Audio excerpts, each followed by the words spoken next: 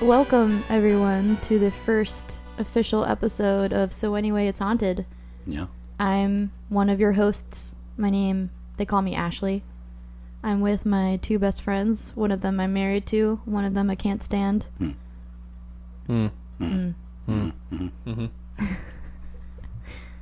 So, what are your names? I'm Chris Castaneda. I am Monsterous Mac. Oh, my Lord.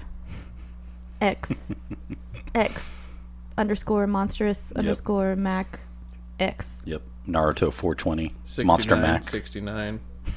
XX. At AOL.com. Yeah. Email him your grievances. Please. Any hate mail you have. Specifically directed to him.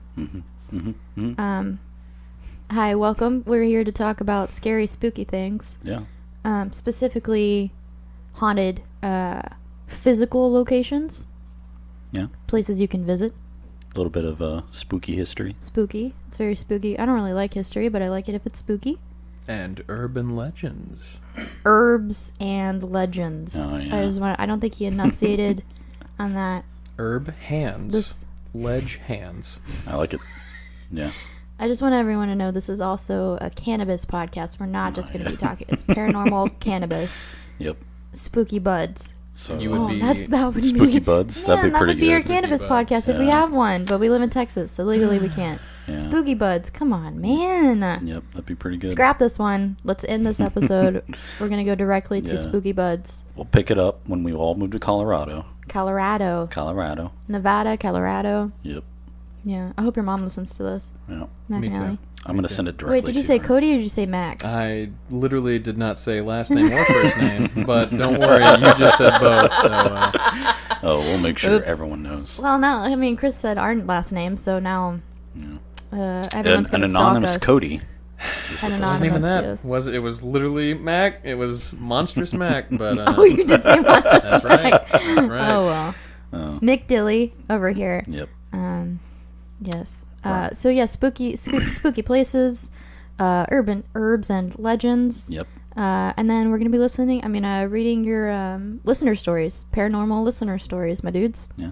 Can we call them listener stories if we don't have any listeners at this moment? Stop that. Don't. Did you Don't. Did you want to take a second to kind of give a brief introduction as to why you're into the spooks? Sure. I mean, I feel like I don't everybody wanna has go at least first. some stake in spookiness. Yeah. Yeah. Well, you go first since Okay. your spring was on us. We didn't even Just rehearse this. a tidbit. The movie Poltergeist was based upon a location around which my neighborhood was built upon. And it mine. is a known fact that my neighborhood was built, if not directly on, nearby an Indian burial ground. There's a book written about it, something that I can probably find the information on later. Black but, Hope Horror. Black Hope Horror? Yeah. Yeah, that's the book. Yeah, I started Yep. reading it. I never That finished is because I lived in the for a neighborhood as fact. well. And ever since I was a child, I grew up in a bedroom with no doors and a horrifyingly large big black window that led into a forest that my mother told me was full of witches that steal children. Yeah. Yeah. A forest that could not be any more than a mile in width.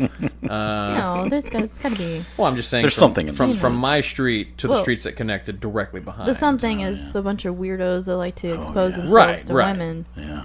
There's- And if we did it, that mannequin we were going to put in there Oh, by the yeah. walking trail that we were going to cover with fake hair to make it look like Sasquatch. Yeah. But Also mannequins those were too stoners. expensive. Also, those stoners that we saw Yeah. trying to ride their inflatable mattress. down. Trying. Yeah. Oh, I didn't. Tempting, yeah. I thought you were talking about the stoners that followed us when we were walking and asked if Oh. we were 420 friendly. Oh, yeah. And we were those like, two. no, A lot of stoners you're in those 12 woods. years old. Yeah. A lot of stoners. I know the stoners are coming to get us. that was sufficiently spooky for this podcast. Spooky.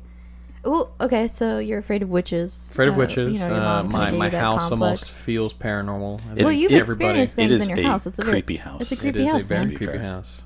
Love it to death. Yeah. Death. Really? Looking out the windows, especially at night, is very creepy. I forgot you guys watched my dog Yep. while we were on a trip, and that in Yeah. particular you told me was a It's pretty spooky experience. pretty creepy. we only stayed, unless we had to go to the bathroom, in one place of the house, like one area, which is the living room. Oh, yeah. Because we it was just like let Buddy out to go to the bathroom, let him back in, and then stay in this one lit area. Yeah, you don't and leave don't it. go in any other part of the house. Certainly not the hallway. Don't look down the hallway. Certainly not the hallway. Buddy was No. fearless though. The actually the R.I.P. effect that was started in Jaws, but was pretty famous in Poltergeist, of the stretching hallway effect. The as The a camera Alfred is Hitchcock fine sort of. arts degree, I Yeah. should know the term. There is I think It's it's like a mirroring and Zolly zooming effect. out at the Yeah, same it's time. zooming and moving the camera Oh, like a forward. dolly and a zoom is all. Yeah. That's literally what it is. A portmanteau. Yep. Mm. But every time I look down the hallway, that's the exact thing I say. Just Yeah, I don't know Yeah. what I expect to see in that hallway, but I definitely don't get good feelings when I look down it. It doesn't help that whenever your parents' door is open, there's those two perfectly red placed. lights yeah. from their alarm clock that just stare at you. Yep. Yeah. Yep. Mothman. Shout Yeah. out to the Mothman. Yeah. Shut up. So, you don't have anything else to say Yeah, about that's about it. I could have gone off on like a 30-minute tangent about the Mothman. Oh, yeah. Well, you'll get to that maybe, hopefully, one day. Yep. It is an urban legend. Tis. Do you want to go next? Yeah. Okay. All right. So today I got together. Oh, wait, no. What are you in? Yeah. Why do you like what spooky makes you things? so spooky? Oh. I don't know. Just in general, we're pretty spooky people. What makes a spooky person? I don't Spooky. know. Well, I've always loved urban legends and stuff like that. Creepy stuff. I had that big book of urban legends. Oh, yeah. Oh, yeah. I was super obsessed with Mothman and Jersey Devil. That's how I learned about the Jersey Devils, that book. Yeah. Pretty It was creepy the stuff. PS1 game for me that informed me of the Jersey Devil. That iconic PS1 game. Oh, yeah. Yeah. It's very factually accurate. Very horrifying. Yeah. But yeah, I always watched Ghost Hunters and Ghost Harassers, you mean? Ghost I'm sorry, I think you Harassers, yeah. yeah. And even recently, we've started watching like BuzzFeed Unsolved. and stuff BuzzFeed like- Unsolved. Yeah. Ryan and Shane. Yeah. Those are their names, right?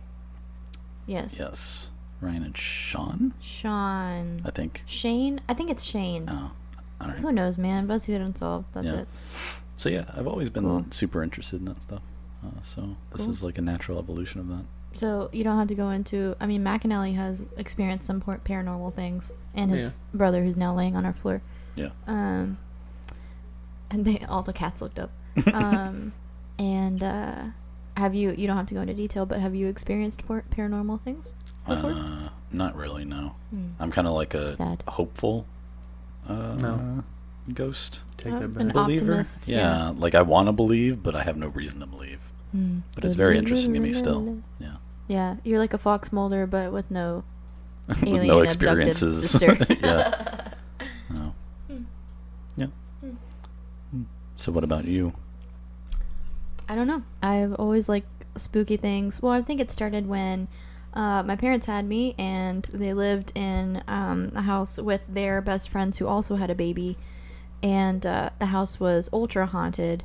And I have a lot of opinions on ghosts and spirits and things like that, but if 4 grown adults who weren't crazy partiers, who did no drugs, all had individual paranormal experiences in the same place and then moved out because they couldn't handle it, that's a pretty big deal.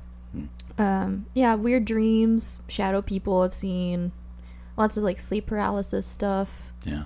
You still to this day see a bunch of like shadow Yeah. figures. Yeah. Like deja vu things or weird kind of feelings, things like that. So, and I just like really love spooky things, but not scary things. Just a little spooky, Just a little bit. just a little bit. Anyway, yeah. So that's me. Cool. So let's dive right in Okay. to the spooky ocean. Spooky ocean. The spooky ocean. All right. So as I was saying, today I got together some notes about the Driskill Hotel because I think it's really interesting, and I think it's fitting that we do that maybe on our first episode because we've actually stayed in that hotel. Yeah, we stayed Ooh. for our anniversary. Yeah. We were sufficiently spooked. No. Not No? really, no. It was Well, nice though. I mean, they gave us free valet, which was like yeah, super that was nice. really cool Yeah, because it was our anniversary. yeah.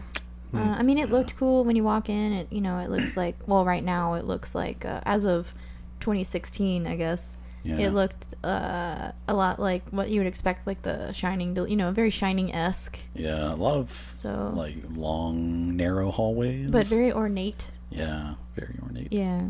So we went near Christmas time because we got married near Christmas. Yeah. And there was like a 50-foot tree. Like that tree was enormous. Yeah, it was very cool.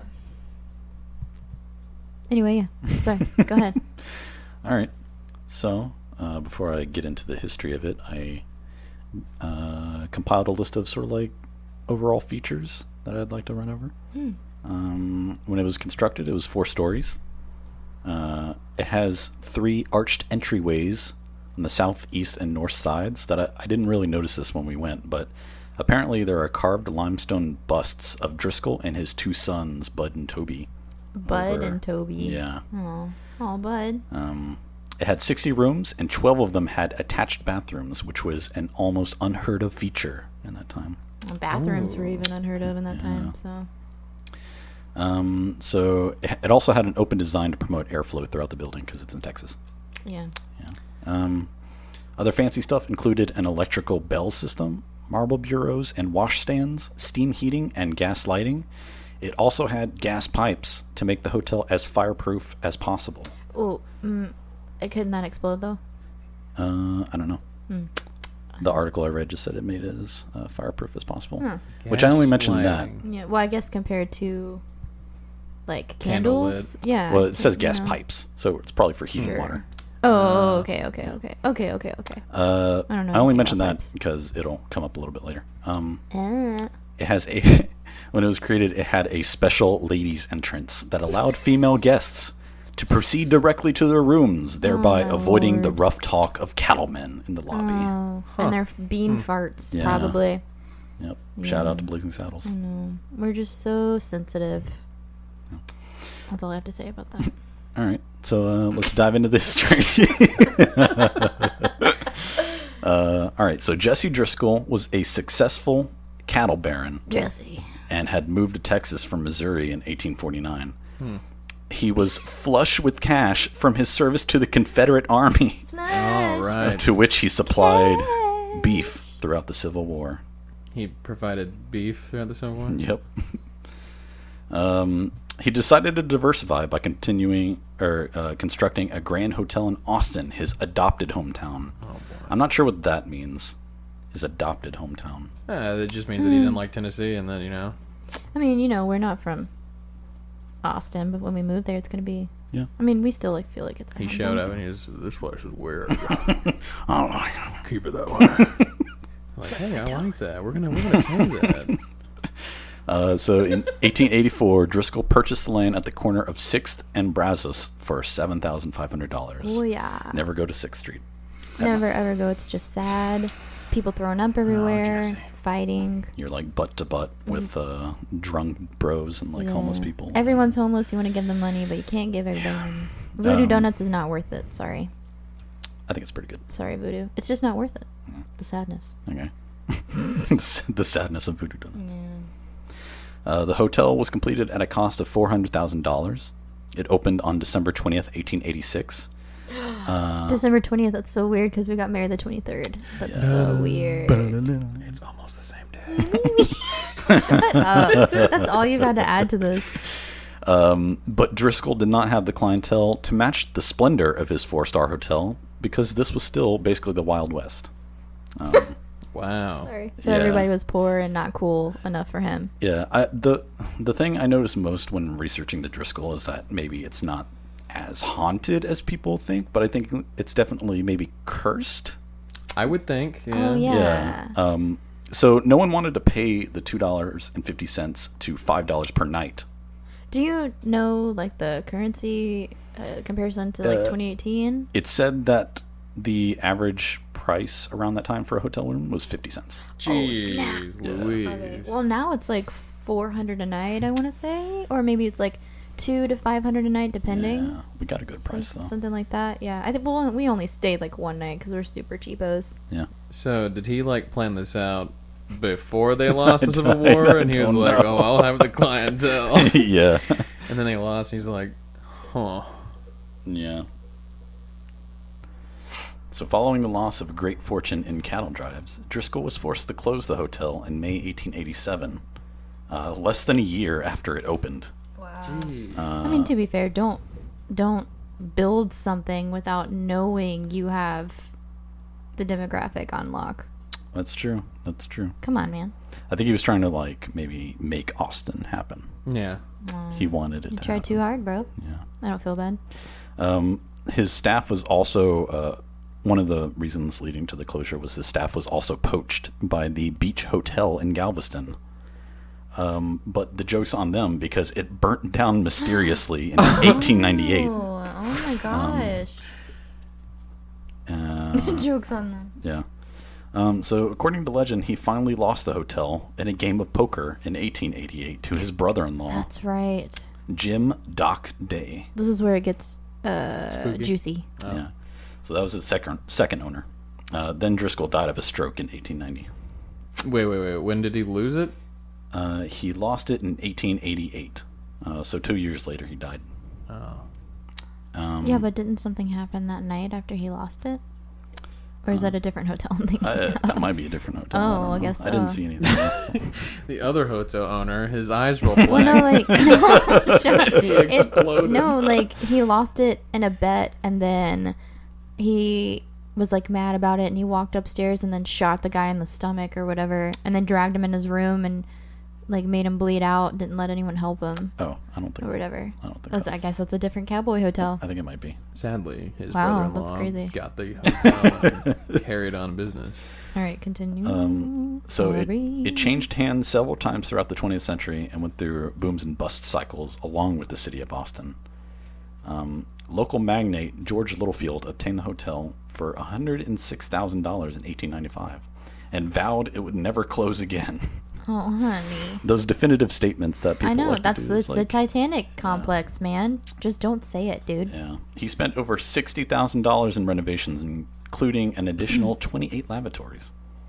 But he still sold it at a loss of $25,000 They- in 1903. They really love their, like, whole bathroom thing. They're like, Yeah. check out how many bathrooms we have. Yeah. Like, we have a lot of bathrooms. Or you don't have to share your own This bathroom. is insane. You get your You don't have to own poop into a pot bathroom. or whatever they used to do, you know? Yeah. Yeah. Science. So the building was expanded again in 1930 to include a 13-story tower that is supposedly still in use today, although I don't remember seeing one. A tower? Yeah. I saw several people mention this tower, but I don't know. I don't know, man. Also renovated so that all original 60 rooms would now include private bathrooms. Oh, my Lord. They were really up on their bathrooms. Do you have anything else? I guess they did, yeah. Well, but, this you is know. an interesting bit. Also included in the renovations were 8 beautiful mirrors that were purchased in an antique shop in San Antonio. Cursed. 100 times cursed. Yeah. Curse.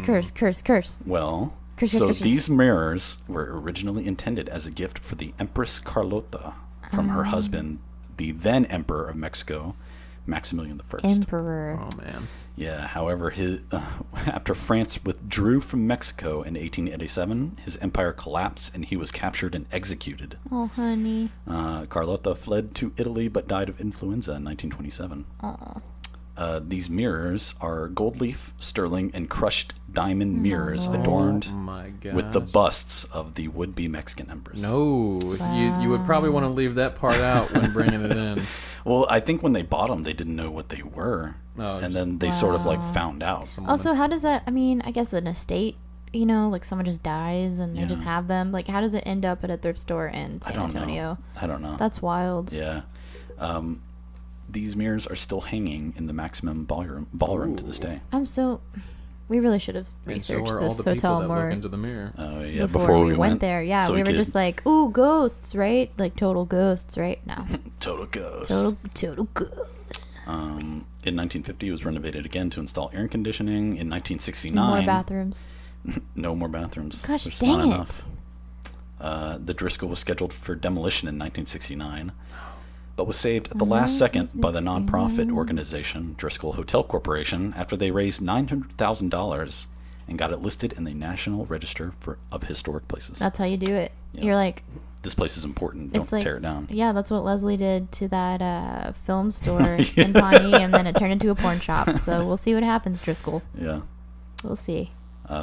So Braniff International Hotels of Dallas, Texas bought the hotel in 1972 and began a $350,000 restoration of the Grand Lobby and historic facility with the help of the Austin Heritage Society.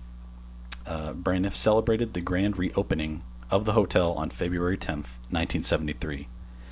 The master of ceremonies for the special event was none other than Texas legendary humorist and KLBJ radio personality Casey Kasem? Cactus Oh.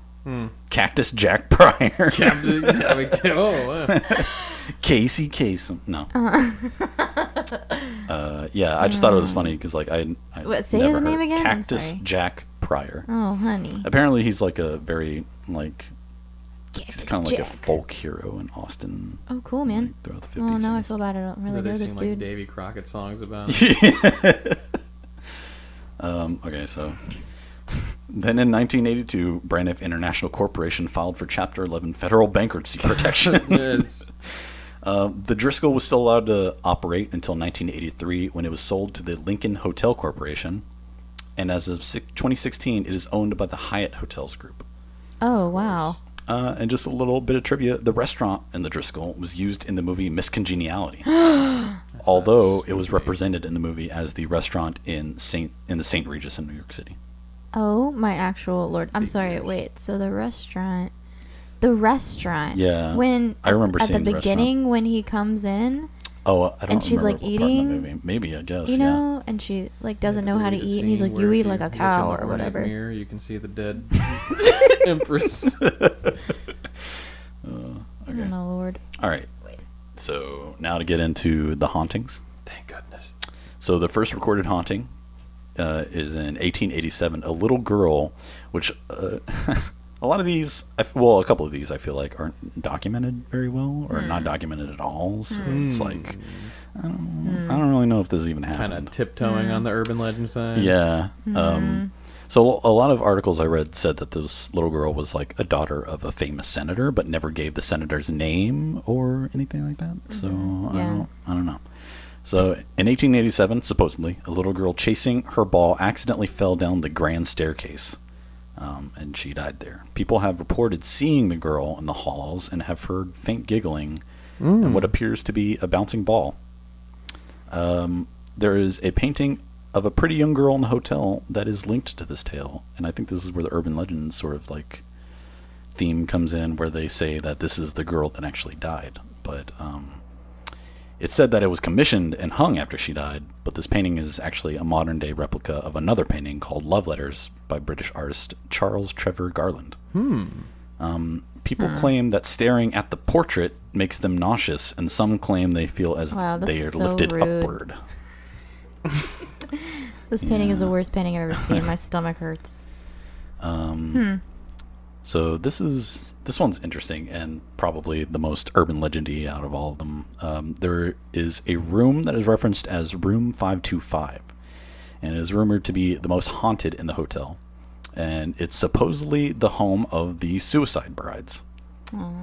The first story is of a woman who was staying at the Driskill in preparation for her wedding, and her husband-to-be called everything off the night before they were supposed to be married, and she hung herself. In room Girl, 525. don't kill yourself over a man. Well, the second story is Come on. pretty great. The second story is of a Houston bride. After her husband called off the wedding, drove to Austin yeah. and went on a shopping spree using his credit card, which culminated in her getting room 525. Right. Sure. So a few days later, a hotel maid, noting that the woman had not left or been seen in several days, went into room 525, and upon entering the bathroom, she found the bride dead in the tub, apparently of a self-inflicted gunshot wound that she had muffled with a honey. pillow. And a lot of the stories that I read about this noted that they were 20 years apart to the day these two incidents happened. Spooky.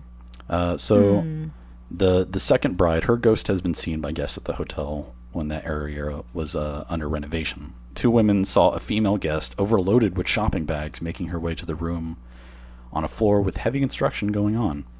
One of the women asked her, "Doesn't all the noise bother you?" To which she replied, "No, it doesn't."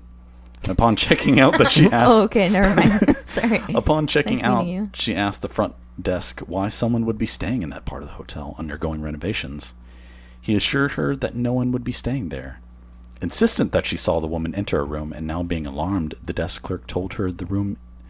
the desk clerk took her to the room to investigate. Okay. And upon opening the door, there was no furniture, and everything was covered in plastic.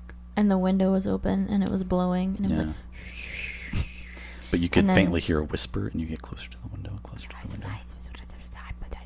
And the desk And then a clerk- hand grabs you.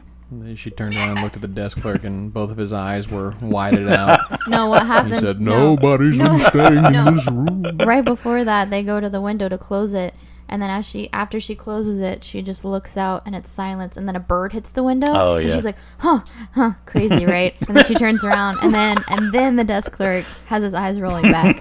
Yeah. Yeah. It's Perfect. a condition. I have a medical bracelet. So this room of the hotel was sealed off for many years due to renovations, but it's now available to stay in, apparently. Thank goodness. That's sad. Another suicide is reported to have happened at the hotel on the 4th floor. It was apparently a woman, but no one knows which room or why she killed herself. Guests report hearing a woman whispering on the 4th floor when there is no one around. Ugh. And hotel staff claim that they hear the disembodied cry of a woman on that floor. Oh my goodness, When you say it's scary. disembodied cry, is it just that you hear the voice and, Yeah. and Yeah, there's it no makes body no to be Yeah, found? sense. Because What is a They don't see the disembodied person cry? crying. I physically remove the voice from the body. Yeah. That is the disembodied Shouldn't cry. everything that you hear that you don't see, like, they hear whispers and then a disembodied cry, well, aren't the whispers also disembodied? Yeah. Yeah. I just wanted to prove that point. Thank you. And the spirit of a female is glimpsed out of the corner of the eye by many people. Okay. The booty. So, Carlotta, remember Carlotta. the Curse Oh, Mirrors, yeah, Curse has been Mirrors. See. spotted in the Maximilian room. A wedding photographer was setting up his equipment and thought the bride had entered prematurely. She was in period clothing, and when he turned back to speak with her, she was gone. But it wasn't until later that the photographer remarked how much she resembled the busts on the mirrors. Yeah. That's sad. And the spirit of the Colonel has also been spotted in the hotel. This is a nickname bestowed upon Driskill by the Confederates during the war. So he's not a real colonel. He's like a Colonel Sanders colonel, Yeah. Oh, gosh. like an Yeah. honorary colonel. Oh, But apparently this guy's like a really big creep. no colonel at all. He apparently appears to show himself to females. I'm sorry. I'm sorry. I'm sorry. I'm sorry. I'm sorry. I'm sorry. Wait. It gets better. Wait, hold on.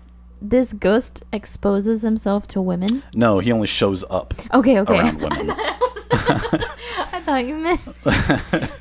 He's he a ghost flasher. I was Yeah. like, I've never heard Yeah. of this ever in my life. Okay, sorry. He even has a song attributed to him in 1992, Concrete Is Blonde. it "Creep" by Radiohead? Sorry. No, almost. Creep blonde. In 1992, Concrete Concrete Blonde. Blonde released their album Sick. Walking in London, which included a song called Ghost of a Texas Ladies Man. This song is a musical homage to Colonel Driskill. The band's lead singer, Jeanette Napolitano, recounted in an interview with the Houston Press that she told her band the hotel was haunted because someone kept turning the lights in her room on and off when she stayed there. Incidentally, the drummer for Sting was hanging out with the drummer from Concrete Blonde in the hotel bar and said that he'd heard a woman tell the exact same story the night before, except this woman said the ghost had grabbed her. Oh my goodness, Yeah.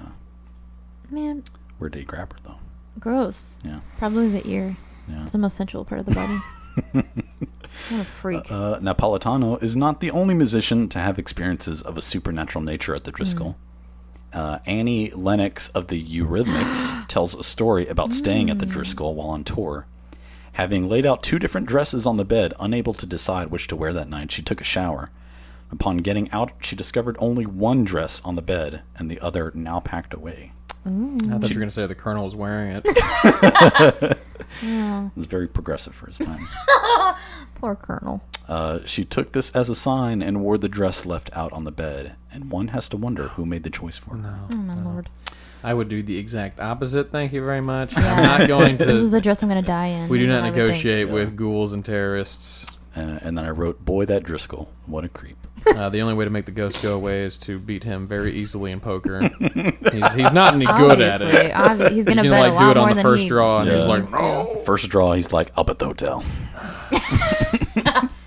Oh, my He lord. tries to bet the hotel he doesn't have the rights to anymore.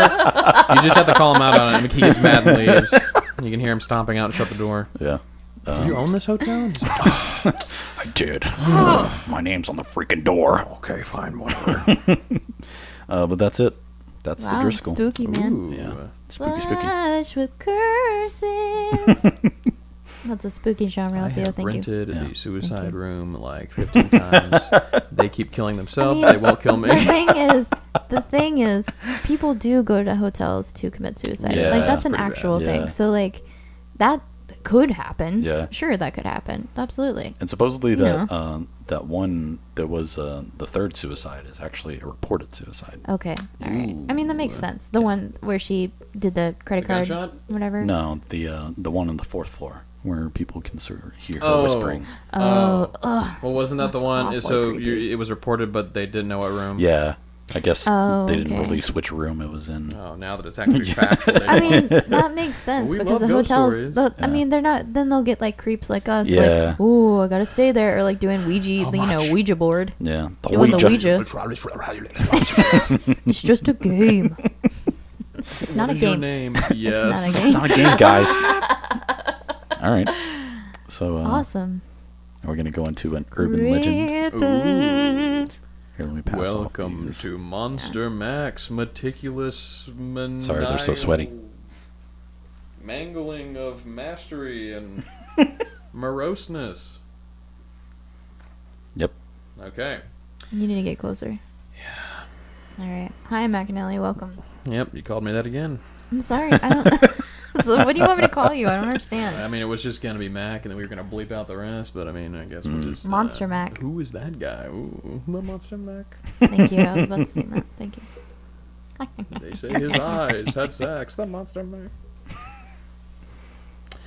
Okay, so Urban Legends is my point of reference, and for those of you that are uninformed, Urban Legends began, or rather, they were coined by a folklorist, Jan Harold Brunavand, a professor. Brunavand, a professor of English at the University of Utah. That's right, it's an American word. Utah. We're urban. Utah. Utah.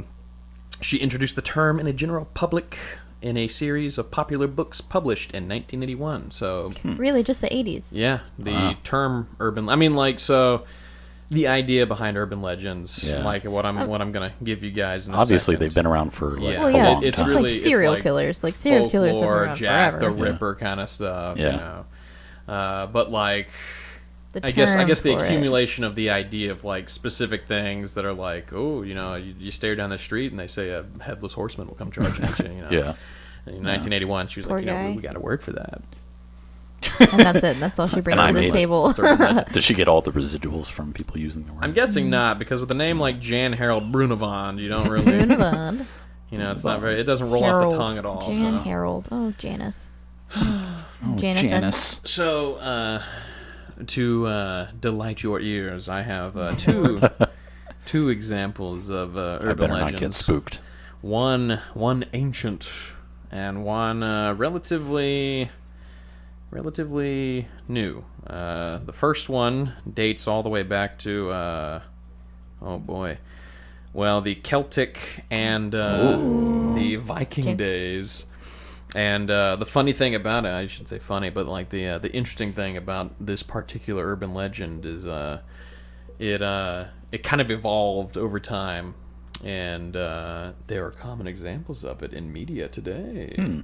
I'll give you a hint. It was mentioned in Harry Potter. The So, three-headed dog.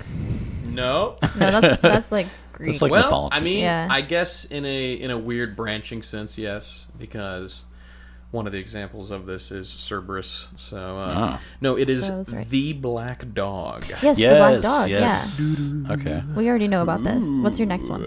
The black dog. Skip, next. All that research down the drain. Number 15. Number 15, The black dog.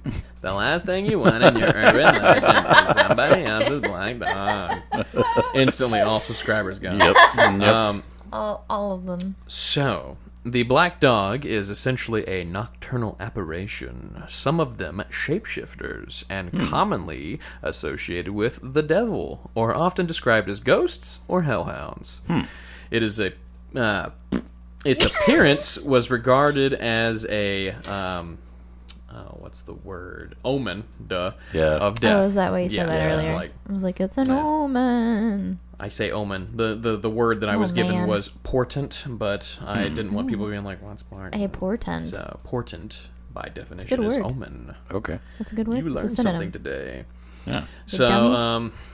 they say the origins of the black dog are difficult to discern because it comes from many different sources. It's one of those things that obviously doesn't go back to necessarily cave paintings or anything, but it's so many different cultures were just like, Yeah. hey, look out for the black dog. You Yeah. know, like, and then it's That's like, crazy. why does everybody, why? Everyone has seen the black dog. You know, everyone from like China back in the day to like Ireland and Scotland, and it's just like they're like black dogs, no good. No, That's interesting. Black dog, But, no good. I guess I always associated it with like British sort of like. Yeah, and that's the thing. Like, it really it was popularized with British culture throughout European mythology specifically. Okay. Dogs have been associated with death. That's Examples weird. of these are Cwan An, which is Welsh, and I'm sure I said that wrong. Garmer, which is Norse, and Cerberus. Everybody knows Cerberus, three-headed dog, Yeah. protects Yeah. Hades. All of whom were in some way guardians of the underworld. This association seems to be due to the scavenging habits of dogs. It is possible that the black dog is a survival of these beliefs. So, and since the black dog is such a vague and open subject, I chose two really popular stories of the black dog. And the first is Barghist of Yorkshire. It is considered a ghost in northern England, and and the origins are thought to be combining the words "burg" and "gist," which is town and ghost. Yeah. Others explain it to be a cognate to German Berggeist, which is mountain demon, Whoa. or That's scary sounding. Bargeist, bear demon. That's also very scary sounding. I would not want to be associated with anything that has to do with a bear demon. Bear demons. So in a specific story that involves the Barghist is the legend of Trawler's Gill. It can be found in William Hone's Everyday Book, written 1830. Whoa. It recounts the tale of a man who ventures forth to Horrid Gill of the Limestone Hill in order to summon and confront the Barghist in an act of ritual magic. The man's lifeless body is soon discovered afterwards with inhuman marks upon his breast. What does that mean? Like an Inhuman animal did marks? it? Yeah, I mean, that What's would a human literally mark? I'm confused. I'm not. No, wait. So is this a fictional story that this dude wrote? Well, I mean, he says in the title legend, so Yeah. Okay. Yeah. I'm sure, there's no Yeah. based Sure. on factual Sure. urban legends. But there's also a story of the Barghists, and this is more of a folklore. We say it's true, but there's no proof of it. Kind of. Yeah. There is the Barghist enters the city of York occasionally, where according to legend it preys on lone travelers in the city's narrow snickleways. Snickleways. Snickleways. What is What is a that? A snickleway? snickleway is just the back roads. Oh. Imagine Like an it's a alley? dark alley. Oh, okay. Yeah. It's specifically Snickleways. a I'm gonna dark use alley. that. Yep. a good- You there, boy. It's a good little. Don't travel in the snickleways. The Barghist is coming for you. The Snickle Man, I'll get you. Snickelman. It's commonly referred to as a specter. It love takes that the word. form of a huge black dog and prowls along dark lanes, lonesome fields, footpaths where, although his howling makes the hearer's blood run cold, its footfalls make no sound. Okay, so what exactly does it do to people? Like, it just attacks them like a dog. Well, okay, so the Viking version of it is kind of more metal. Let me find That does that. not It's surprise me. basically just they were like, yeah. So they're like, if a death occurs, not so much that this thing kills you, but if a death occurs, the Barkist will show up. The black dog will show okay. up, and sometimes it'll show up like with a pack of just wild dogs. And they like say, you know, if you hear it, don't listen. If you see it, close your eyes. That's so creepy. Yeah. They should Even if bring you that are for- uncertain whether it is the dog fiend or the voice of the wind you hear, should you never set eyes on the Norfolk Snarly Owl, which is another name for it. Snarly owl. Snarly Owl. You may perhaps doubt his existence, and like other learned folks, tell us that his story is nothing but the old Scandinavian myth of the Black Hound of Odin, Fenrir. Brought to us by the Vikings who long ago settled down in the Norfolk coast. But no. Yeah, there was like several different stories of people would be at a funeral burying a loved one, and there's just like all these dogs howling on like the Wow. hillside, and they're like, oh, so they can hear those dogs. Yeah. And at any point where they like, oh crap, we can't listen to that. Like, that's a bad. Like, we need to get out of here. yeah. Okay. I mean, like, you know, and most of the legends kind of follow along with like, oh, you know, somebody looked and we told them not to. And, Yeah. You know, next day the Now throat, they're dead. the throat was cut out. Oh no. We told him not to listen. And yeah, I mean, generally, that is the black dog, an ancient That's awesome. folklore, I like urban legend. I've definitely heard of the black dog Yeah. before. Oh yeah, I've heard it as like a literary reference. and see, I've that's the never thing. seen It any, it evolved into like a metaphor. Yeah. You know, it's for like depression and like suicidal thoughts. Yeah, Not yeah. necessarily Like darkness. an omen of death. yeah, that's kind of the more literal take that it took with which. Yeah, it was the third Harry Potter where, you know, he sees it in the cup, the tea leaves, and she's Oh, like, yeah, the yeah. black dog. I forgot about that. Yeah. Which, you know, yeah, I mean, as a kid, I looked it up after that, and I was like, what does that mean? And it was like, What's oh, that? dark thoughts, suicide, depression, Yeah. and then, yeah, it was like death. So the Ultimately second tidbit I have for you guys actually came from 1996 Oh, Shut baby. up. in Texas. Oh, Is it- baby. Wait. I want to guess. Please do. What? Is it the ghost of Selena? Nope. 19. Sorry, say it again. 1970. 1996. I was 4. Mm-hmm. Ooh, it's not Slender Man. Slender Man's more recent. Oh, yeah, that's like 2012. Is that the year that Pokemon came out in America? You know, I think Pokemon was 95. Oh, yeah. I don't know. I honestly have no idea. I don't know. Okay, so this is the Children with Black Eyes. Shut up! Oh. I hate this. Oh. This is the creepiest. First of all, I didn't realize it was 96 because I thought this dude created it on a blog. He did, and that's what drives me nuts is that I guess you don't really take for personal computers being a Yeah. like my earliest Being memory so, of common back internet is then. the dial-up tone and taking Yeah. 5 years just to go to a Google search. Nick.com. Yeah. So I don't really know This what kind seriously- of but Black-eyed children are spooky. So spooky. I heard about the Black-Eyed Children from another podcast, another paranormal true crime podcast I listened to called "And That's Why We Drink," ooh. where they do one paranormal story and one true crime story.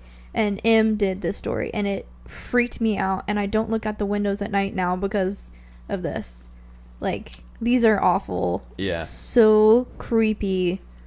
It's horrible. It's very much built upon the idea of like vampires Yeah. and the laws behind you have That's to true. So- allow That's true. me allow me entrance into your life so that Yeah, I can please ruin let it. me in. So I would this be considered the first creepypasta?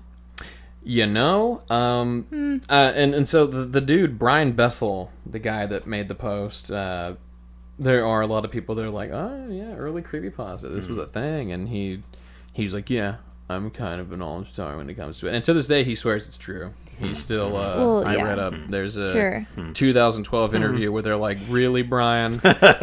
Come on. Come You can on, level man. trim. Come on, look here. Have a beer with us. Come on, be cool, dude. You know, Jeez. colored contacts are a thing now, Brian." He's like, "No." But I actually have spooked his already. original post right here.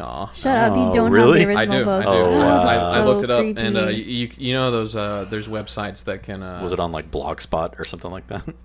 I don't know The the actual. GeoCities GeoCities. Yeah, That's what I was thinking of. GeoCities. GeoCities.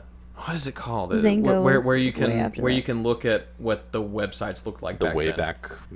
It's something like that. I know what you're talking about. It's Yeah. not called that. I should have looked at the name I itself. know what you're talking about. That's not it. Well, no, but that's like what it is. It's But his like- original blog was deleted, I guess. Probably, yeah, but you know, like, you know, like and the and website just might for not all you exist out there, anymore. just remember that's the scary thing. You can delete whatever you want off the internet. If you put it on there at one point in time, someone has a It'll way get of looking at it. found. Oh yeah, it's there. It's there. The dark web has it now. No nudie pics. So children. for those who None. don't know the story behind this, here's just a quick little history lesson. 1996 posting written by Texas reporter.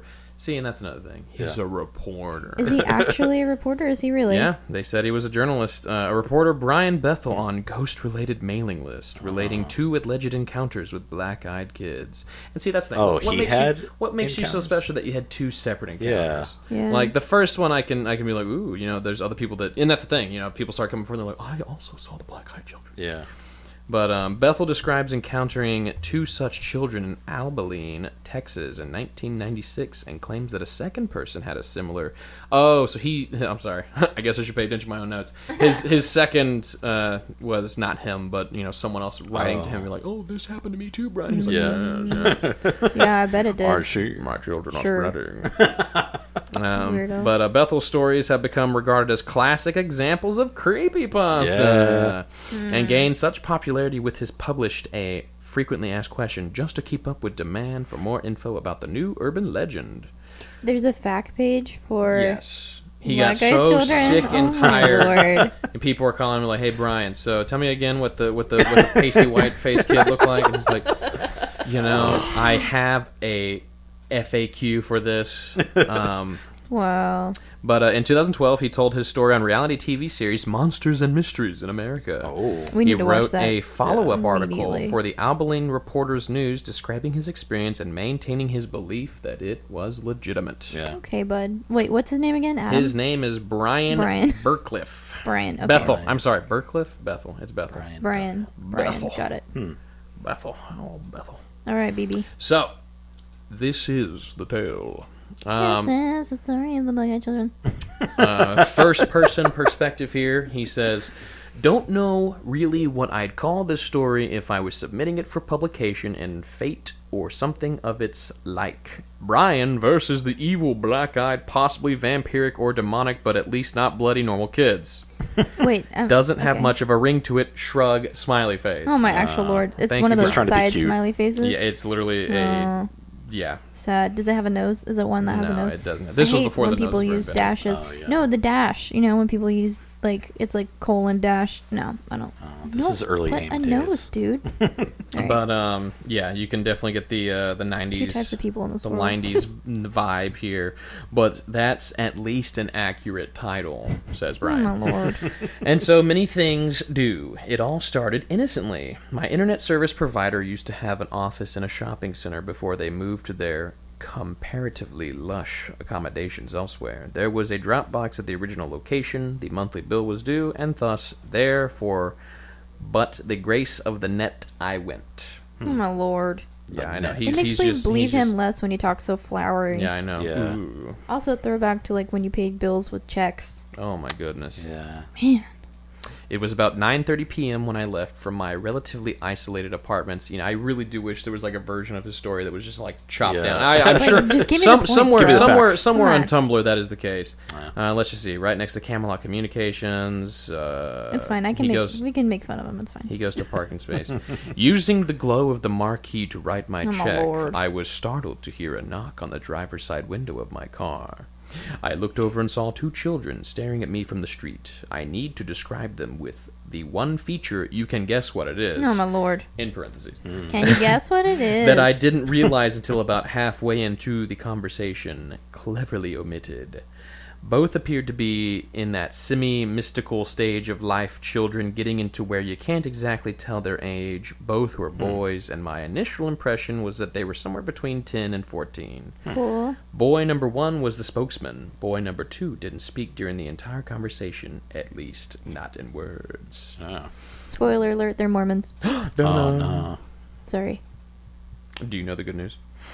Boy number 1 was slightly taller than his companion, wearing a pullover hooded shirt with a sort of gray checkered pattern and jeans. I couldn't see his shoes. Sick. His skin was olive Sounds like a colored skater. and had curly, medium-length brown hair. He excluded an air of quiet confidence. Oh. See, it's just like What does that he's even such a mean, writer. He's dude? such I don't know how your first impression is. He seemed confident Yeah. Yeah. Cool. at 9:30 at night, trying Also, to ask like, for help. if you really want to tell people what's going on, like, do we really need to know all these things? Do I need to know that you're paying your bill? Or, like, you're just, just His walk to your hair car, was you're in your car, curly. man. Yeah. The pale skin cool. and the black eyes, sure, you got me there. Yeah, But man. his hair, Also, he had a checkered curly pattern bob. on his clothes. Like, what? When I saw his blue jeans, I nearly vomited out of fear. Yeah. I think we're just like not blog readers. See, It's like That's a lot true. of times I'm reading like a blog to like get a recipe, and I'm just like, why are you Scroll, telling scroll, me scroll, all my this stuff? scroll. Just give me goodness. I the scroll. recipe, please. I scroll don't all the way need to down to know the how. bottom, Yeah. and then I scroll back up to the recipe. Yeah. Like, no, I don't need to know your life story, bro. Yeah. Anyway, I'm sorry. Go ahead. But I digress. Monster Mac. Boy number 2 had pale skin with a trace of freckles. Trace of freckles. Trace. I don't know. We could go all day with his wording, but I know, his I know. primary characteristic seemed to be looking around nervously. He was dressed in a similar manner to his companion, but his pullover was a light green color. His hair was sort of a pale orange. Pale orange. Who cares? Who cares? They didn't appear to be related, at least directly. Oh, great, I my thought. Lord. They're going to hit me up with money, and then the air changed. I explained this before, but the benefit of any new lurkers out there, right before I experience something strange, there's a change in perception that comes about when I describe in the above manner. It's basically enough time to know it's too late. And then he put winky face. So there I was, filling out a check in my probably car, which wondering was how still I got running. I here. can't believe we're going back. He's going back. We're filling out a check in my car while it was still running. In a sudden panic over the appearance of 2 little boys, I was confused, but an overwhelming sense of fear and unearthliness rushed in nonetheless. The spokesman, boy number 1, smiled, and sight, for some inexplicable reason, chilled my blood. I guess. I could feel... it's a kid smiling. At this Yeah. point, I could feel fight or flight responding kicking in. Something I knew instinctively was not right, but I didn't know what it could possibly be. I rolled down the window very, very slightly and asked, "Yes?" Don't let them in. The spokesman smiled again, broader this time. His teeth were very white. Hey, mister, what's up? We have a problem, he said. Hey, mister. Hey, mister, what's up? We have a problem, he said. His voice was that of a young man, but his diction quite calm, and something I still couldn't put my finger on made my desire to flee even greater. You see, my friend. Oh, my goodness. Stop. Does he really say that? You see, my friend. Pushes up fedora. He's the Yeah. guy. He wrote this story, and now every night he sits in a barking lounge with a red velvet robe, a fake pipe, and he's just like a little bit of scotch. He's scotch talking, that he talking cuts to a with camera Splenda. that's like a Yeah. direct live feed to his YouTube, and he's Yeah. like, surely this Twitch was still, stream. please, somebody. Hello, friends. It's me, Brian. Brian Bethel.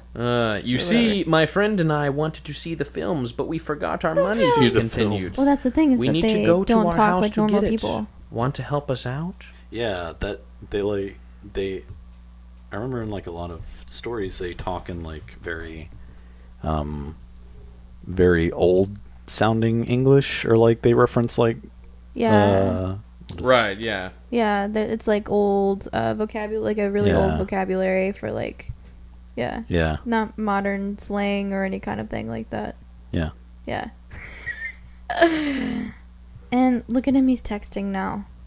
No, I'm not. I actually had to check my source, which, by the way, it was way back. Source. Oh yeah. It was literally way Yeah. back. Yeah. So, hey, mister, we have a problem. Can you help us out? And he's like, okay, journalists are required to talk to lots of people, and that includes children. I've seen and spoken to lots of them. Here's how it usually goes. Mister, can I see the camera? I won't break it or anything, I promise. My dad has a camera. And his example goes on for some time. In short, they're usually apologetic. People generally teach children that when they talk to adults, they are usually bothering them for some reason or another, and they should at least be polite. These kids was? Did you seriously? These kids were in no way fitting the mold. Number one's command of language was incredible, and he showed no signs of fear. He spoke to me as if my help was foregone conclusion. Where he grinned, it was as if he was trying to say, I know something, and you're not going to like it. But the only way you're going to find out is if you're willing to do what I say. Well, was the best reply I could offer. Now here's where it starts to get strange. The quiet companion looked up at the spokesman with a mixture of confusion and guilt on his face. He seemed in some way shocked. Not with his friend's brusque manner that I didn't just immediately open the door. He eyed me nervously. He eyed me nervously. The spokesman seemed a bit perturbed too. I was still registering something wrong with both. Come on, mister, the spokesman said again, smooth as silk. Car salesman could learn something from this kid. Now you just now we just want to go to our house, and we're just two little boys. That really scared me. Look at us, we're little boys. He was all I could manage. I felt myself digging my fingernails in the steering wheel. What movie were you going to see, I asked finally. Mortal Kombat, of course, the spokesman said. Mortal Kombat, yes. of course. The silent one nodded in affirmation. Oh, I said. I stole a quick glance at the marquee at the clock on my car. Mortal Kombat has been playing for an hour, the last showing of the evening. Oh, Lord. What? The silent, yeah, like Yeah. This is 1996. You do not. What? He has a TV guide, Yeah. Theater movie version in his car. I doubt it. Shout out to W.O. Sanderson. Uh-huh. Mac knows. He doesn't care. Oh, I know. My favorite director in the world makes the best movies. I owe my heart and soul to this man for his beautiful work on Resident Evil. Thank you so very much, Paul W.S. Anderson. He's gonna listen to this. He'll be like, Yeah, I know. hey, mister, I'm not too keen on the way you were talking about me. Hey, mister. Mia, they're making fun of me. My wife, she's way more beautiful than you'll Oh, ever that's be. what's his face? Yes. Oh, yeah. Sure. To my horror, I realized my hand had strayed towards the door lock, which was engaged, and was in the process of opening it. I pulled it away. Probably a bit too violently, but it did force me to look away from the children. I turned back. I offered weakly to them, and my mind snapped into sharp focus. For the first time, I noticed their eyes. They were coal black. No pupil, no iris, just two staring orbs reflecting the red and white of the light of the marquee. At that point, I knew my expression betrayed me. The silent one had a look of horror on his face in a combination that seemed to indicate the impossible had just happened, and B, we had just been found out. The spokesman, on the other hand, wore a mask of anger. His eyes glittered brightly in the half-light. Come on, mister, he said. We won't hurt you. You have to let us in. We don't have a gun. The last statement scared the living hech out of me, because at that point, his tone was plainly saying, we don't need a gun. Oh. He noticed my hand shooting down towards the gear shift. The spokesman's final words contained anger that was complete and whole, yet contained in some respect a tone of panic. We can't come in unless you tell us it's Lord. okay. Let us in. So creepy. I ripped the car into reverse. Thank goodness no one was coming up behind me, and tore out of the parking lot. I noticed the boys in my peripheral vision, and I stole a quick glance back. They were gone. The sidewalk by the theater was deserted. I drove home in a heightened state of panic. Had anyone attempt to stop me, I would have run through and faced the consequences later. Whoa. Okay, cool. And then it carries on to an interview that he had, but that's not. That's insane. That's whatever. That's so that's creepy. his first account, Brian Berthel. Wow. Yeah. Do you have Spooky any? stuff. Do you have Spooky any other stuff. facts about like black-eyed children? The other things that I noted when I looked up was just that it had basically become the basis for a creepypasta, and that there's a lot of claims of stories, and that's the thing. It quickly became like a popular urban legend. Yeah, because anyone can take it and like. Yeah. Make their There was own. specifically the other person that he was speaking about that wrote into him was a woman who was talking about driving on a country road, and when she had stopped because car trouble or something like that, they had approached her and also asked for a ride, but she didn't agree even when she finished working on whatever the problem was, tire, I don't even know. She got in her car, and yet again, like his story, they expressed anger and remorse when she wouldn't let them in. And she's like, okay, I'm gonna go, and just peel out. Yeah, apparently. Well, there's also stories of them like they'll be standing in your yard, but you won't know it. You'll just be in your house, but you have this like strange urge to go to the window and look out or go to your door. Yeah. And like that like terrifies me. Yeah. Like I hate looking out the window now. Like since I heard about this like a couple months ago, it freaks me out to look out the window, especially at night. Yeah. I listened to this that episode of And That's Why We Drink while I was in the shower, and I didn't want to get out of the shower. Yeah. I was like, I didn't even want to peel the shower curtain back. Like it's so creepy. Yeah. And like, what happens if you let them in? You know? Yeah. Or like, you know, what are they real? I mean, you know, like, are they real? Who knows if they're real? Right. But, you know, if they are real, like, what are they? Like, some people think, like, they're aliens, and, like, the only thing the aliens couldn't truly get right is the eyes. Yeah. That's You know? interesting. That's interesting. So, Or like the Men in Black, where they're like, yeah. they're technically humanoid, but they're like there's something just they're off not. about them. Right. Yeah. actually, Like, their skin, and they have, like, no hair, and their smile's too big, and they don't have, like... or they have bigger than normal eyes. Yeah. It's all in the eyes, man. There's something... Dude, something wrong with your eyes, bro. Yeah. As an artist, I can say eyes are tough. Eyes are tough. As an alien admitting to Lord. us that your Eyes are creations are having a hard time breaking into people's lives. Eyes are I've tough. actually had the opposite effect. Well, I wouldn't say effect, but You have no, tiny, yeah, tiny I just eyes? I'm What are you looking. trying I'm constantly looking for children. I'm like, no. Show me your eyes. When you were Look at your eyes. look at me. When you were My talking brown. about looking out, like I said, I'm like the last person to ever get home in my household, Yep. and so I'm pretty much forced to, whenever I'm going in the kitchen, to turn off the light that's always on. my Yep, yep. Lord. There's that backyard, and Yeah, the backyard and the sliding glass Yeah, patio. especially the that patio is door. just that this huge stupid gaping patio. There's just black enough hole. space that you get like this, tiny Cloverfield monster able to just like Yeah. walk right past it. But it's not that. That's It's at least actually yours. the window above my sink. Yeah.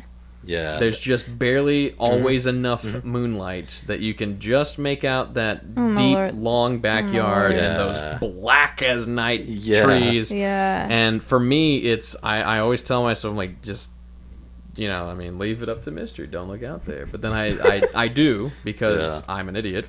And for me, the real fear doesn't come in looking at it. It's I have like this like sensation that's like the reverse effect of a jump scare. It's not looking at the scary thing. It's the moment I look away, it's like something out there's like running, Yeah, coming towards sure. me, like one of those Doctor Who angels, or I guess Slender Man, in the sense there's like, oh, you gotta keep eye contact, to break the eye contact, you're a dead man.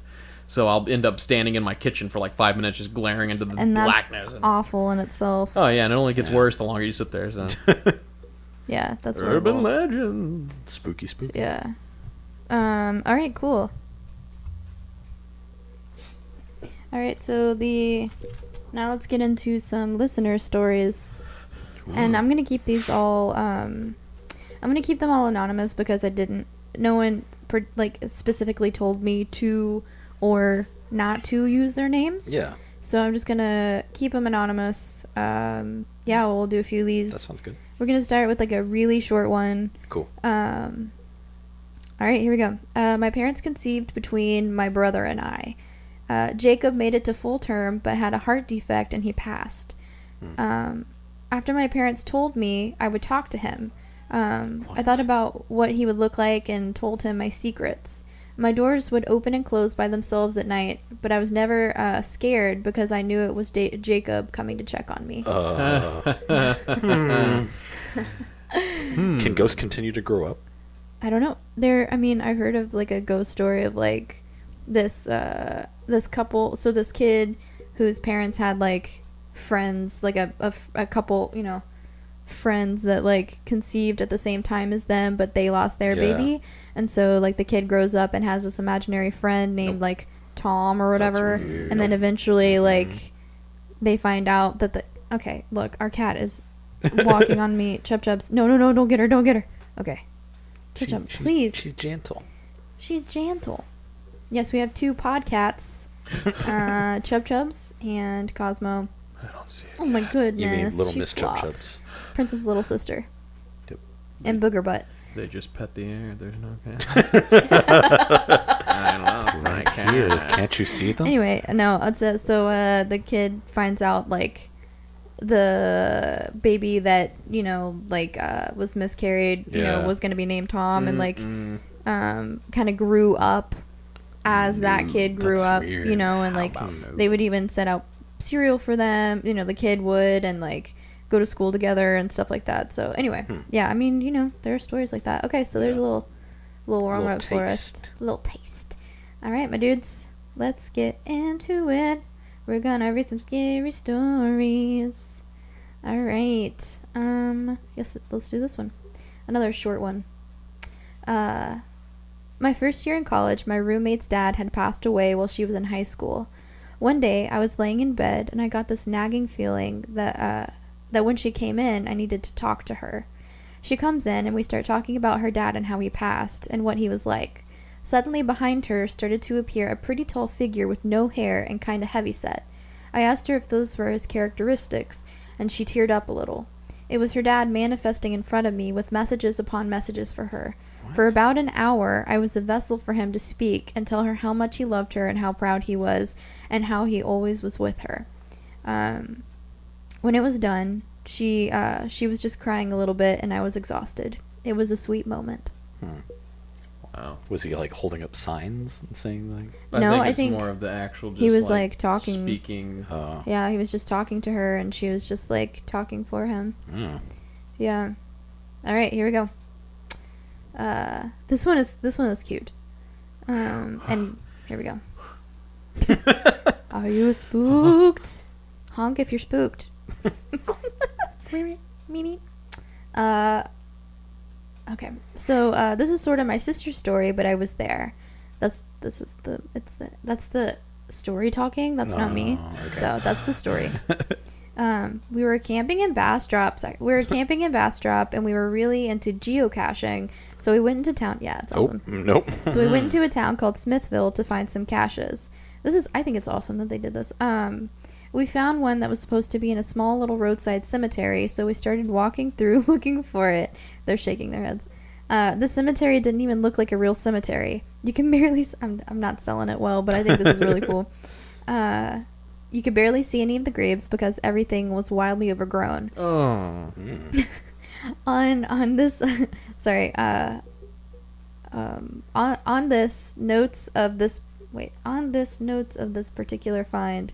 On the notes of this particular find, all of the people said they couldn't find it because once you're in the cemetery, the compass wouldn't point in the right direction. Whoa. It would change every 30 seconds and had everyone walking in circles. Most people couldn't find it, but we were determined to find it anyways. So we go into the cemetery and the compass starts going crazy. We just laughed it off and kept looking. After a few minutes, Rayleigh, her sister, around... Rayleigh... Okay, go on. Don't dig. No. Okay. Yeah, I mean, I know this person. I grew up with her dad, like when I was like in youth group, but like you don't know them. Okay. They're like way younger than us.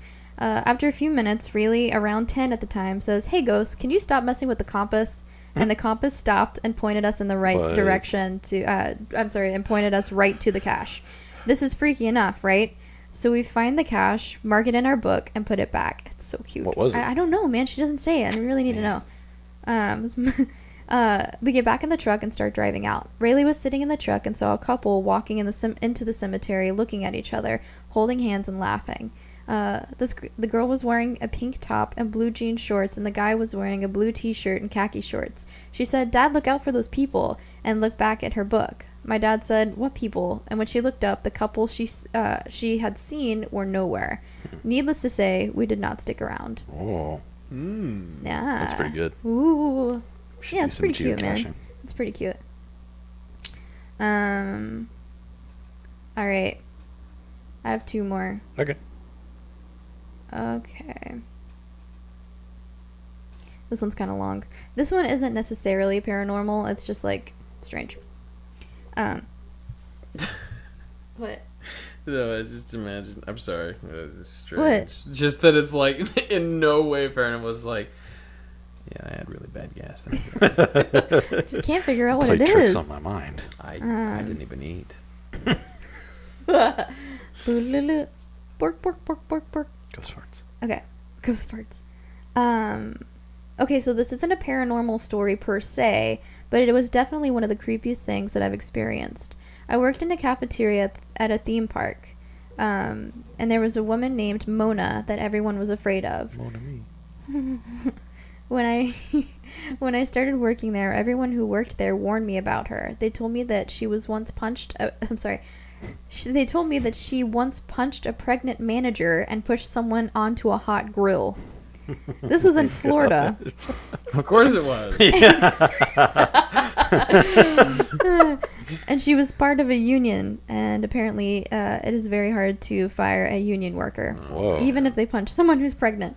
Oh, wow. One of the stories that stuck with me was told to me by my trainer inside of a beverage station. A beverage station is like where they put like the supplies for the soda machines and stuff. The story was that she supposedly smeared blood in the woman's restroom and that everyone referred to her as Bloody Mary behind her back. Mona walked in, and the trainer telling me the story, let's call her Kelsey, turned pale and basically ran out of there. Anyway, the longer I worked there, the more I realized the stories were BS. I mean, Bloody Mary, like, am I in 4th grade? Mona was nice to me, but she didn't seem off or anything. She was kind of quiet, but I figured it was because she was Haitian and wasn't comfortable speaking English and or didn't care enough about her job to talk to people. There were many people like that, so it wouldn't be that surprising. And the thing about working at a theme park is, as this email says, is that fake-ass rumors run rampant. Some of them include that Coke donates all of their products for exposure, which, let's be honest, would be the dumbest business move I've ever heard of. Nope. Another one was that Coke supposedly donated housing for interns of the company to stay up for free, including writing a check for to run the place, which again is dumb because why would a company do such a thing? Even my roommate said that they went to court about it and that you could find court documents, but you can't. Everyone is full, as this email says, everyone is full of shit there. In fact, I started a rumor on Halloween that creepy clowns were roaming around the housing complexes and it spread like wildfire. Oh. Little did I know it started to actually happen the next year. Whoa. He manifested it. Anyway. One of the people who tell the story too. That's a wow. Yeah. That's going to be me. Anyway, I came into work one day, and so I went to the employee lounge to wait for my shift to start.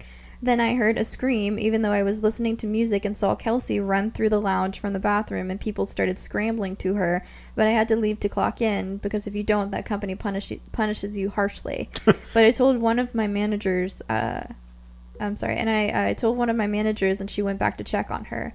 On my break, I asked my manager what happened, and she said nothing. Kelsey just had to go home, and she wasn't feeling well. Which was sus AF. Also, she was supposed to go on vacation the day after that for a week, so it was very strange. When I got back to work, I got an assignment that put me in a station with one of Kelsey's friends, and I asked her what happened, and she told me that there was, I kid you not, menstrual blood smeared all over the bathroom stalls, walls, and mirror. I thought that there was no way, because let's be honest, what kind of messed up person would do something like that? Until more and more people started telling me that they saw it themselves, and someone even showed me a picture. It was disturbing. It looked like a crazy crime scene, and I still remember the drip marks. I never saw or heard from Kelsey after that. A little while later, I stopped seeing Mona at work, and someone told me she was forced to transfer to third shift somewhere, which are the people who come in every day from like 1 a.m. to 7 a.m. and do deep cleaning. I'm sure you can guess. Let's not name drop, but I'm sure you can guess this theme park. It's a very popular one. I did hear that people at the location Mona transferred to started finding roaches everywhere, but like I said, rumors be crazy. Yep. Wild. Mona would specifically open her mouth and just lurch out roaches. Just And then she turn around and punch you onto a grill. Yep. You have to be pregnant though, so y'all are fine. See, that's the thing about the union. They're like, yeah, you can punch a pregnant woman and you can push someone on a grill, but you can't punch a pregnant woman onto a grill. Then we could have got her. Sorry. All right. Okay, here we go. So it starts out with a compliment to me. So nice. Okay, but I'll skip it. Okay, so it was my 13th birthday weekend. It was my close friend Brittany and her cousin Jasmine. We all had stayed a night at my older cousin's house because she was taking us to Six Flags. Once night had fallen, all of the adults had left to go live their Friday night life. Ooh, sorry. Okay, let me really again. Once night had fallen, all of the adults had left to go live their Friday night lives, leaving Brittany, Jasmine, and myself there alone. Everything was going fine for the first few hours. All of a sudden, Brittany and I felt a cold breeze come by us in the kitchen, and we walked out of the kitchen back into the living room, where Jasmine was sitting on the floor crisscross applesauce in front of the telly. But when we looked into the telly, it wasn't Jasmine's reflection. What? Can I... Yeah, right? Okay. Yeah, I just want to, like, okay. yeah, let that soak in. I like that. Now, Brittany was fighting her own demons in life as well as I. At this point, Brittany and I were freaking out. Jasmine is rocking back and forth on the floor. Things started floating in the air. We began to hear a motorcycle in the next room. We looked at the mirror that was on the back door, and it was like a loop of a black cat jumping. Oh, wait. What? I'm sorry, jumping from the top of the stair to the bottom. What? Yes, this is wild. This is wild. Brittany and I start praying and singing old gospel hymns. Jasmine starts doing this creepy laugh and looks at us and says, "God can't help you now." Oh, are we still in the creepypastas? She says, OMG. After that, I knew I was dead. But in that moment is when I knew God was real and so were demons. Brittany and I cried and prayed for hours. And yes, things were still floating and etc. Now, don't think we didn't try to leave, because we did. All of the doors were locked and wouldn't come unlocked. We finally felt a cold breeze again, and this moment in time when we were standing behind the couch with knives ready to fight for our lives. Jasmine came back, and she was looking at us like, WTF. While we were crying, while we're crying, we're trying to make sure she's okay, but keeping our distance. And of course, Jasmine felt some kind of way, so Brittany and I told her everything that happened and why we were so scared to sit by her. She had no idea what we were talking about. Needless to say, Brittany and I didn't sleep. Around 9 o'clock, my older cousins were all coming out of their rooms, and Brittany and I were oh so confused to what the F was going on. Like, how did they get in the house? When did they get in the house? And did they see or hear anything? To this day, I'm now 26. My cousins still don't believe Brittany and I, and Jasmine only remembers what we told her. Huh. Yeah. Okay. That is wild. Wow. It's wild, man. That's pretty intense. I don't know. I don't know what to say about that. It's just wild. Wild and spooky. Yes, Yeah. we have neighbors. we live in a triplex, so there are lots of noises going on. Yeah. Yeah. So there you go, my dudes. I also got a picture Of a shadow man? it's an orb caught in a picture of an orb caught in the clay pit in Austin. wow. But it's really hard for me to Is decipher. You have to look closely. underneath their chin? It's really hard to decipher. Man. Yeah, I might get him to circle it? circle it for me. Maybe it's that. Yeah, I just need a little bit more. It's just a little bit hard to tell. Anyway, there you go, my dudes. That was cool. Yeah, like man. that. Thanks What for a spoopy first episode. Ooh, spooky. Yep. So find us on Instagram at anyway it's haunted. Email us your listener stories to anywayitshaunted@gmail.com, or you can DM us on our Instagram. We'll be on iTunes, we'll be on Stitcher, and hopefully we'll be on Spotify after we get a few episodes up, man. Oh, Yeah. yeah. yeah. Do y'all want to plug your Instagrams, or shall we do that for another time? Hashtag Monster Mac. Okay. Yep, that's him. All right. Cool. I forgot what mine is. Christy Cast. Oh yeah, it's just at ChristyCast, right? Yeah. Catch his super cool wristband art. Nope. Not wristband art. If you know anything about the Aquabats. Aquabats, then you would Yeah. get that reference. Anyway, yeah, catch his art. Come on, man. Like, send us your stories, man. I want to read your stories, and I won't make fun of them, I promise. I'll try not to. Yeah. Yeah. Maybe one day we'll talk about our own paranormal stories. Yeah. Paranormal. Wish I didn't have any. Yeah, well, I'm going to be thinking about the black-eyed children all night. Are we going to do a movie review, or should we save that? Let's save it till we watch a good Yeah, I was movie. about to Alright, cool, man. say, we haven't, as a trifecta, Yeah. watched a spooky movie. And Toxic Avenger is like barely a horror Yeah, movie. we watched Toxic Avenger last night with our friends Lydia and Alex, but It's just it was rough, man. It was gnarly. It's like a punk rock movie. Yeah, it is a grindhouse film. Yep. Gave me nightmares about people dying. So Ooh. I didn't like it. So yeah. Anyway, yeah, thanks for joining us on So Yeah. Anyway It's Haunted. We'll see you next week. My dudes, my spooks, my ghouls. Yep. My ghouls and my goons. See ya. Bye. Bye. Bye.